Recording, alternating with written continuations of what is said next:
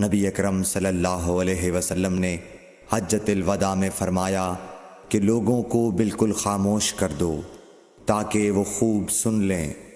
پھر فرمایا، لوگوں میرے بعد پھر کافر مت بن جانا کہ ایک دوسرے کی گردن مارنے لگو۔ صحیح بخاری حدیث نمبر 121۔ رسول اللہ صلی اللہ علیہ وسلم نے فرمایا کہ ایک روز موسیٰ علیہ السلام نے کھڑے ہو کر بنی اسرائیل میں خطبہ دیا تو آپ سے پوچھا گیا کہ لوگوں میں سب سے زیادہ صاحب علم کون ہے؟ انہوں نے فرمایا کہ میں ہوں۔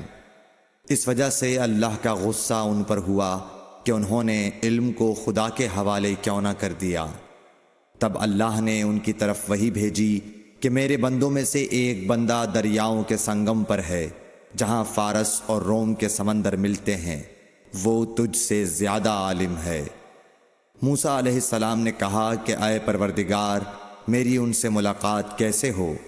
حکم ہوا کہ ایک مچھلی زنبیل میں رکھ لو، پھر جہاں تم اس مچھلی کو گم کر دو گے تو وہ بندہ تمہیں وہیں ملے گا۔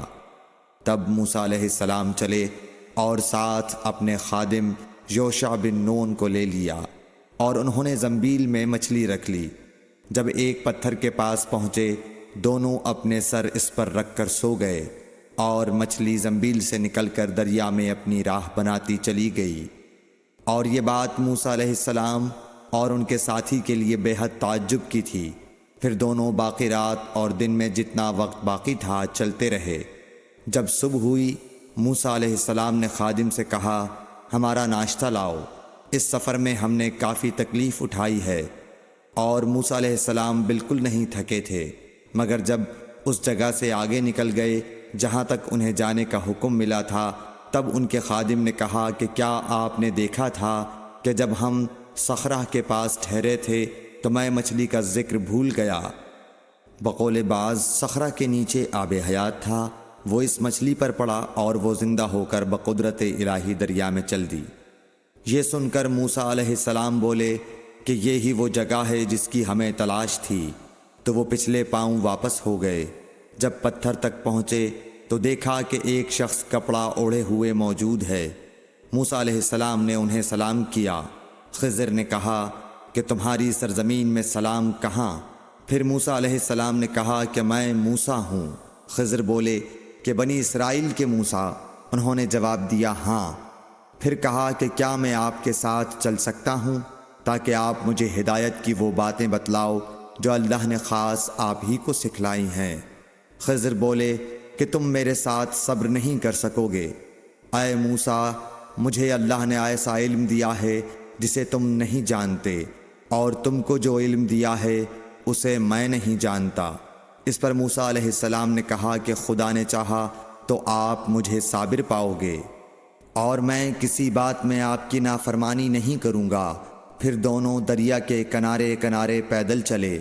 ان کے پاس کوئی کشتی نہ تھی کہ ایک کشتی ان کے سامنے سے گزری تو کشتی والوں سے انہوں نے کہا کہ ہمیں بٹھا لو۔ خضر کو انہوں نے پہچان لیا اور بغیر کرائے کے سوار کر لیا۔ اتنے میں ایک چڑیا آئی اور کشتی کے کنارے پر بیٹھ گئی۔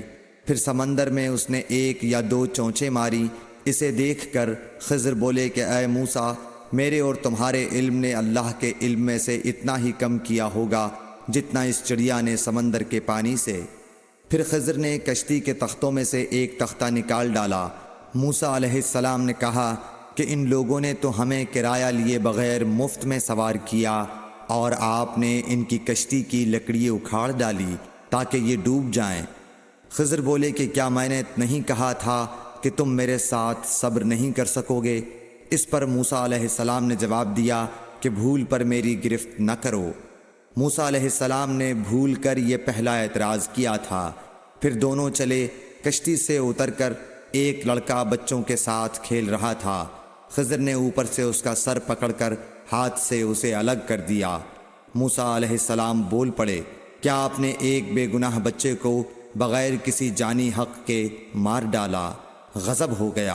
خضر بولے کہ میں نے تم سے نہیں کہا تھا کہ تم میرے ساتھ صبر نہیں کر سکو گے؟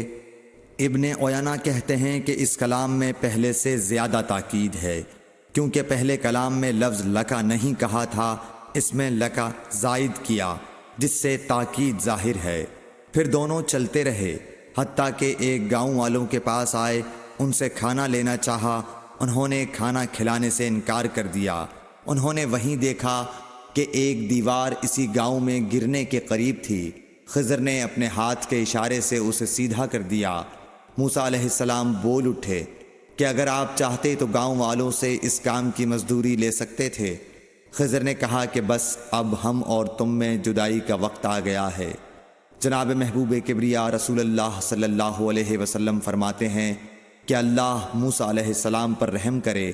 ہماری تمنا تھی کہ موسیٰ علیہ السلام کچھ دیر اور صبر کرتے تو مزید واقعات ان دونوں کے بیان کیے جاتے اور ہمارے سامنے روشنی میں آتے، مگر حضرت موسیٰ علیہ السلام کی عجلت نے اس علم لدنی کے سلسلے کو جلد ہی منقطع کرا دیا۔ صحیح بخاری حدیث نمبر 122۔